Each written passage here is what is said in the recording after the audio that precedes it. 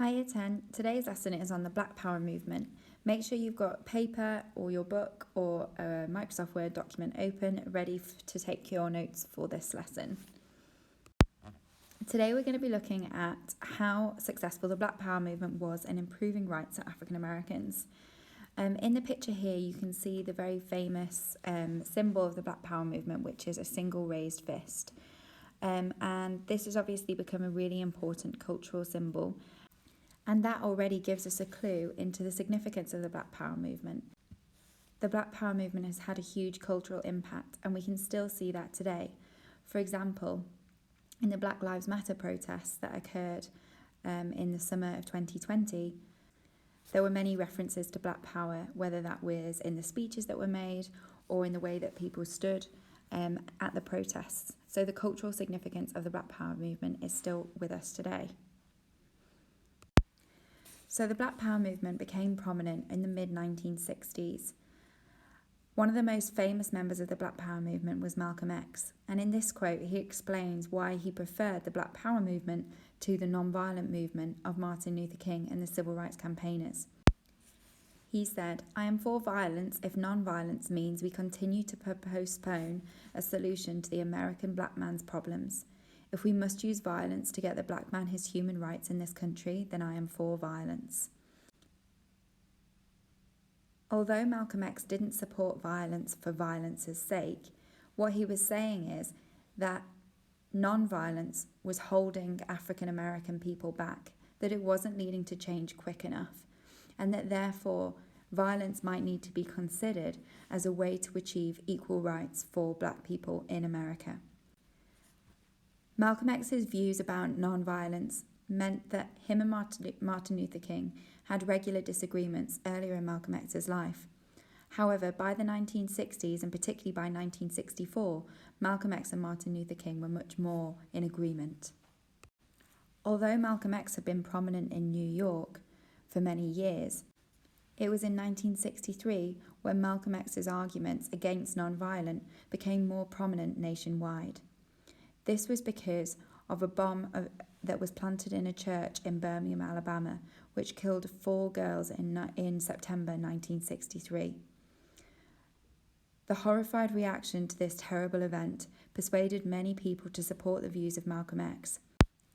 Such a violent attack on a group of children who were taking part in their weekly worship horrified people, understandably, and led to the belief that to some extent violence had to be met with violence, and that continuing to use a non-violent approach no longer made sense when faced with such horrendous racism.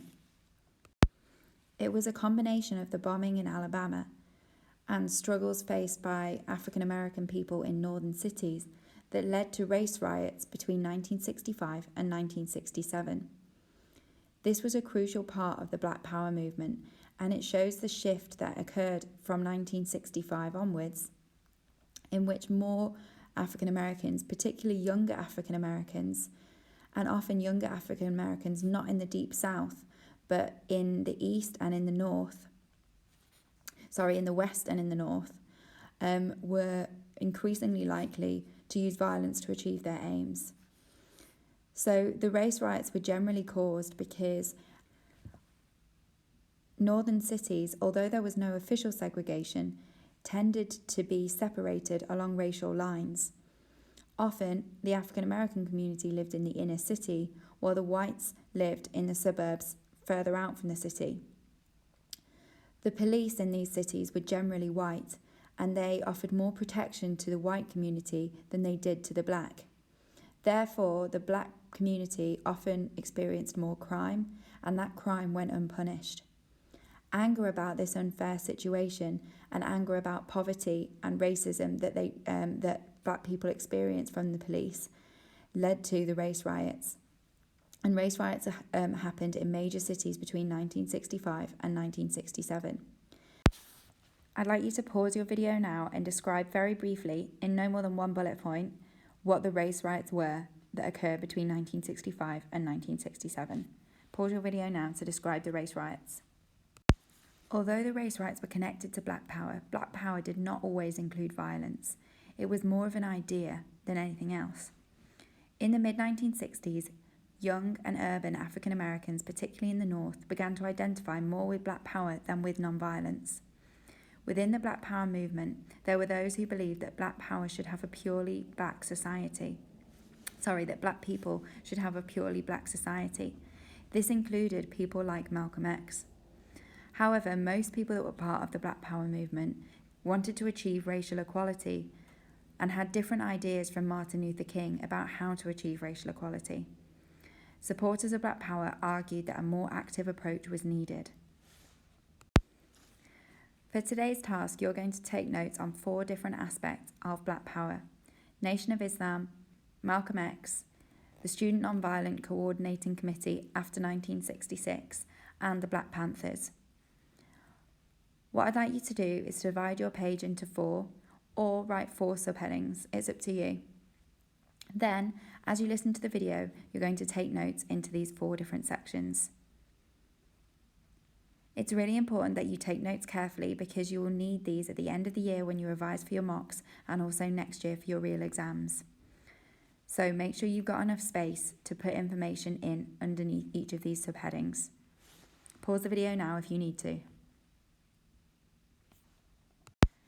First, you're going to take notes on the Nation of Islam and Malcolm X. Although in the 1950s, Malcolm X was part of the Nation of Islam, that changed from 1964 onwards.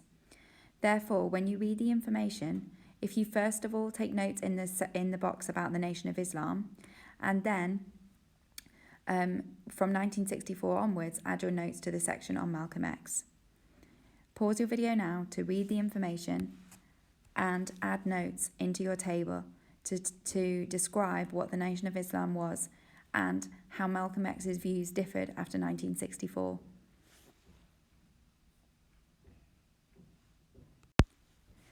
Next, you're going to take notes on the Student Nonviolent Coordinating Committee and Black Power.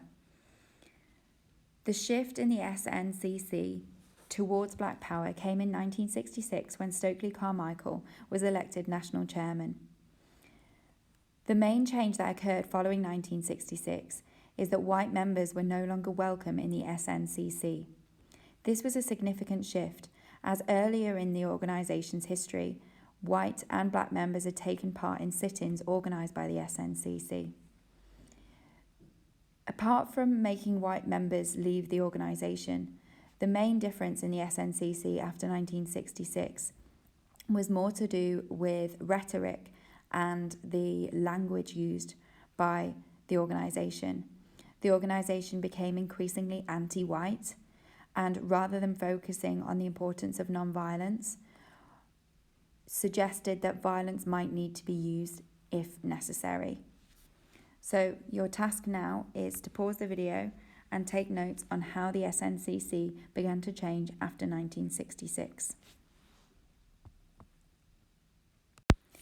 The final organisation that you're going to look at is the Black Panthers.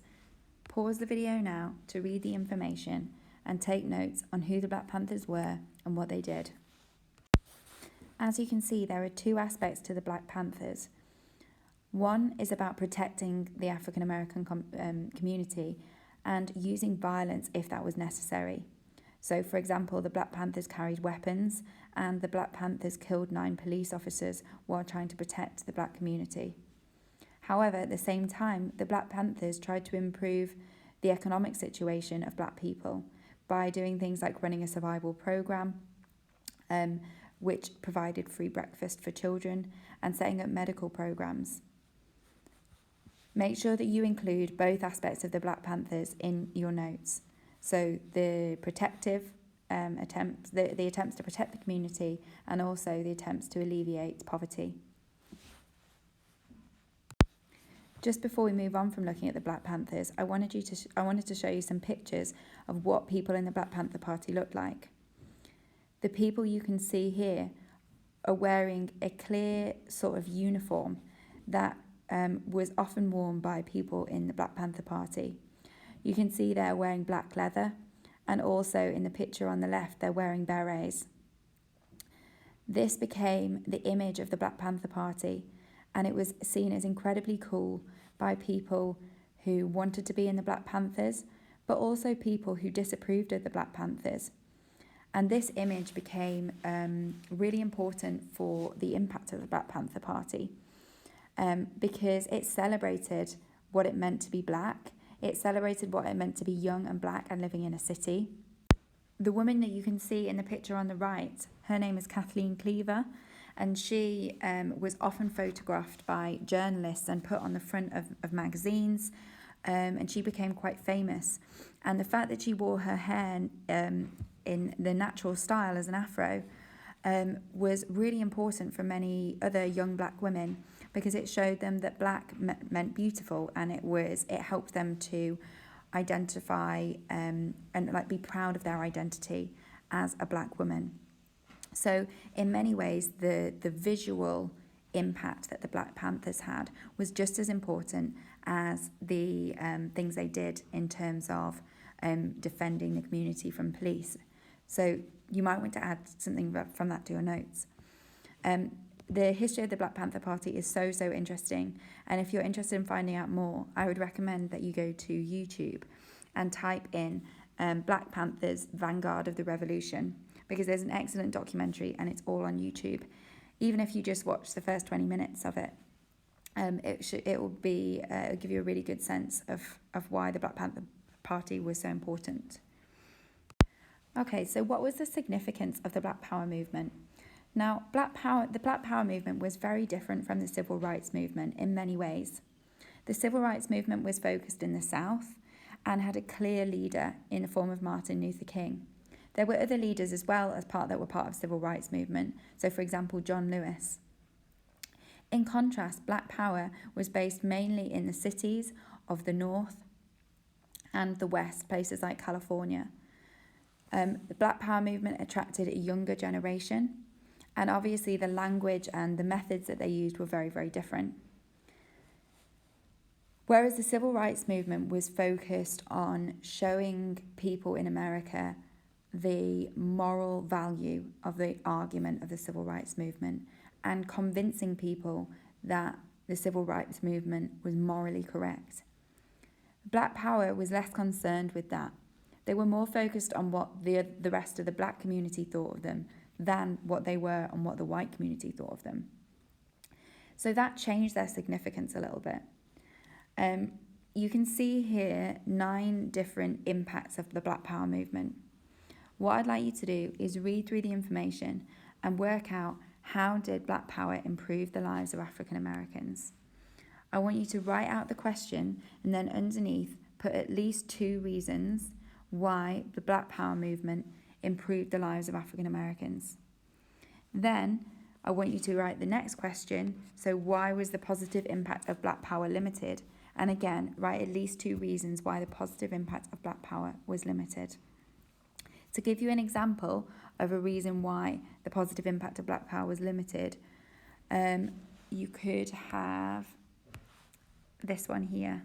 So this was something that limited the impact of the Black Power movement, because fear of Black Power encouraged the FBI to keep files on all prominent black figures, and many were unfairly arrested. So that made life for civil rights leaders more difficult, as well as for the leaders of Black Power. Okay, so just to recap, you're pausing the video now, and you're going to write down these 2 questions and put at least 2, but ideally more, reasons underneath why Black Power improved the lives of Americans and why the impact of Black Power was limited. Okay, pause your video now. Okay, so the final thing I'd like you to do is to make a judgment on how significant the Black Power movement was. To help you make a judgment, you can use these different ideas. So if you're ever trying to remember the best way to make a judgment, just remember WALT. So ask yourself, was the impact widespread? So does it affect lots of people? Did it affect lots of different areas of life? Did it change attitudes? Did it have a long-term effect? And was it a turning point? Okay, so what I would like you to do is pause your video now and have a think about those different ideas and see if you can make a judgment. How significant was Black Power between 1 and 10? So 1 being not at all significant and 10 being the most significant thing for African Americans in America at this time. Okay, so give it a number and then try and justify your judgment. So try and link to some of these ideas here. You might want to include reasons why it was significant, but also reasons why it wasn't. Okay, pause your video now to complete that task.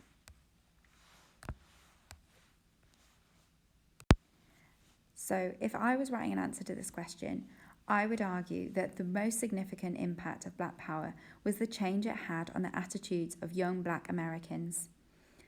Black Power transformed the way that African Americans saw themselves.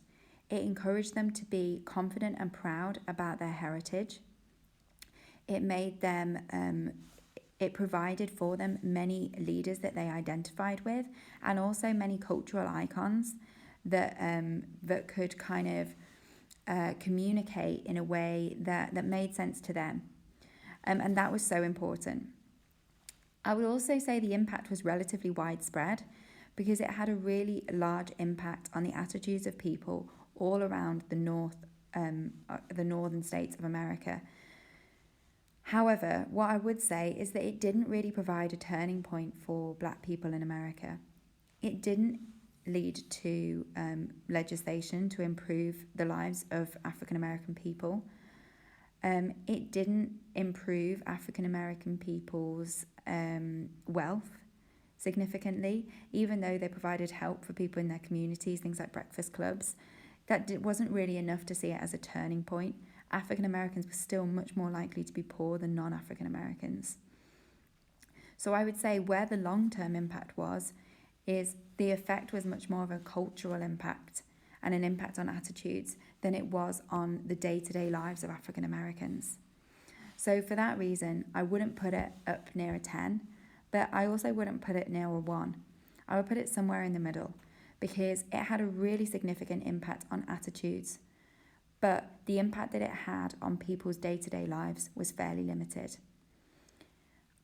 You might want to add something to your judgment from what I've just said, but if you're confident with your judgment, that is fine. You have now finished today's lesson, so well done. Make sure you keep your notes safe. Well done, Year 10.